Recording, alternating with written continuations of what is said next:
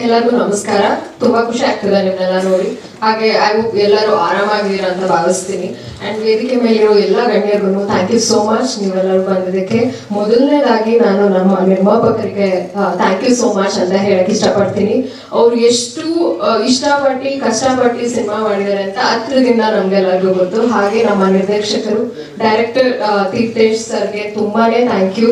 Because ಈ ಒಂದು ಚಿತ್ರ ನನಗೆ ಆಡಿಷನ್ ಮೂಲಕ ಸಿಕ್ಕಿದ್ದು. ಒಂದು ಕಾಲ್ ಬರುತ್ತೆ, ಆಡಿಷನ್ ನಡೀತಿದೆ, ಯಾರು ಹೀರೋ ಅಂತ ಅಂದಾಗ ನಮ್ಮ ತಿಲಕ್ ಸರ್ ಅಂತ ಹೇಳ್ತಾರೆ. ಐ ಥಿಂಕ್ ನಾನು ಇವತ್ತು ಒಂದು ಸತ್ಯನ ಬೆಚ್ಚಿಡ್ಬೇಕಂತ ಅನ್ಕೊಂಡಿದ್ದೀನಿ. ಬಿಕಾಸ್ ನಾನು ತುಂಬಾ ಚಿಕ್ಕ, ಅಂದ್ರೆ ಒಂದು 9th ಸ್ಟ್ಯಾಂಡರ್ಡ್ ಓದ್ತಾ ಇದ್ದೆ. ಅವಾಗ ಬಿಗ್ ಬಾಸ್ ಇವರ ಒಂದು ಸೀಸನ್ ಬರ್ತಾ ಇತ್ತು. ಸೊ ನಾನು ಟಿವಿಲಿ ಕುತ್ಕೊಂಡು ನೋಡ್ತಿರುವಾಗ ಎಷ್ಟು ಹ್ಯಾಂಡ್ಸಮ್ ಆಗಿದ್ದಾರೆ, ಇವ್ರನ್ನ ನೋಡ್ಬೇಕಲ್ವಾ, ಇವ್ರ ಜೊತೆ ಹ್ಯಾಕ್ ಮಾಡ್ಬೇಕಲ್ವಾ ಅಂತ ಅನ್ಕೊಂಡಿದ್ದೆ. ಬಟ್ ಇವಾಗ ಅದು ಆಯ್ತು ಈ ಸಿನಿಮಾ. ಸೊ ತುಂಬಾ ಖುಷಿ ಆಯ್ತು. ನಾನು ಅದನ್ನ ತೀರ್ಥೇಶ್ ಸರ್ಗೂ ಹೇಳಿದೆ, ತುಂಬಾನೇ ಖುಷಿ ಆಯ್ತು ನೀವು ನನ್ನನ್ನ ಸೆಲೆಕ್ಟ್ ಮಾಡಿದ್ದು ಅಂತ. ಆ ಒಂದು ಆಡಿಷನ್ ಅಲ್ಲಿ ತುಂಬಾನೇ ಒಂಥರ ಚಾಲೆಂಜಿಂಗ್ ಆಗಿತ್ತು. ಬಿಕಾಸ್ ಯಾಕೆ ಅಂದ್ರೆ ಹೋದೆ ನನ್ನ ಅಮ್ಮನ ಜೊತೆ ಆಡಿಷನ್ಗೆ. ಅವ್ರು ಹೇಳಿದ್ರು ತುಂಬಾ ಜನ ಆಡಿಷನ್ ಬಂದ್ರು. ನೀವು ಎಷ್ಟನೇವ್ರು ಅಂತ ಹೇಳಿದ್ರು, ಐ ಫಾರ್ಗೆಟ್ ಎಷ್ಟನೇವ್ರು ಸರ್? 13th ಅಂದ್ರೆ 30ನೇ ಅವರು ನೀವು.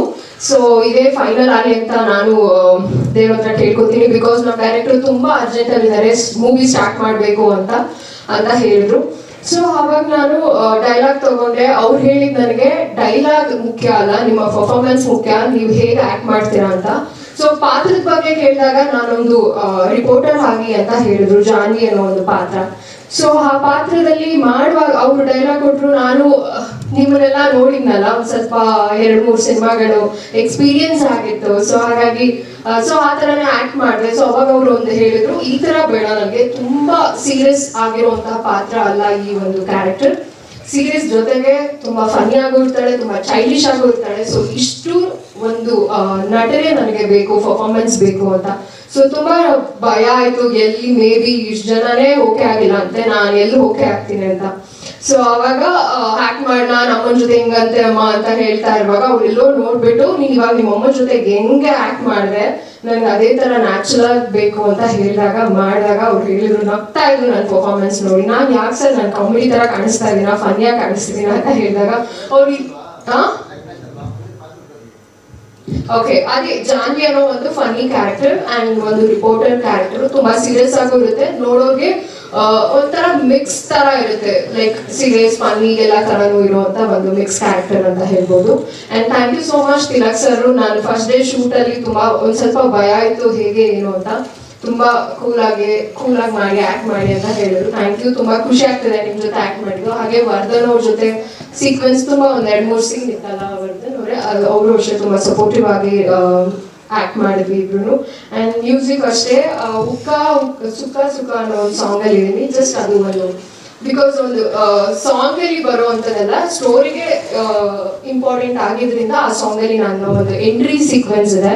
ಸೊ ತುಂಬಾ ಖುಷಿ ಆಗ್ತಿದೆ. ಎಲ್ಲರಿಗೂ ಆಲ್ ದಿ ವೆರಿ ಬೆಸ್ಟ್, ಹಾಗೆ ನನಗೂ ಕೂಡ. And thank you so much. ಇದೇ ರೀತಿ ಎಲ್ಲರಿಗೂ ಸಪೋರ್ಟ್ ಮಾಡ್ತಿರ್ತೀರಾ ನಮ್ಮ ಕನ್ನಡ ಸಿನಿಮಾಗಳಿಗೆ. ಹಾಗೆ ವರ್ಣತರಂಗ ಚಿತ್ರಕ್ಕೂ ಇನ್ನೂ ಜಾಸ್ತಿ ಸಪೋರ್ಟ್ ಮಾಡಿ. ಹಾಗೆ ನಿಮ್ಮೆಲ್ಲರ ಹಾರೈಕೆ, ಬೆಂಬಲ, ಪ್ರೀತಿ, ಸಪೋರ್ಟ್ ನನ್ನ ಮೇಲೆ ಜಾಸ್ತಿ ಇರಲಿ. Thank you so much.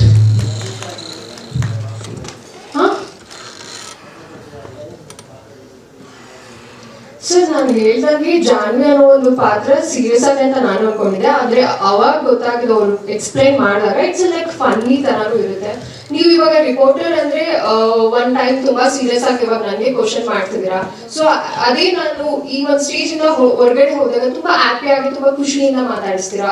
So ಇದೇ ಒಂದು ಪ್ಯಾಟರ್ನ್ ಅಲ್ಲಿ ಹೋಗುತ್ತೆ ಆ ರಿಪೋರ್ಟರ್ ಅನ್ನೋ ಒಂದು ಪಾತ್ರ.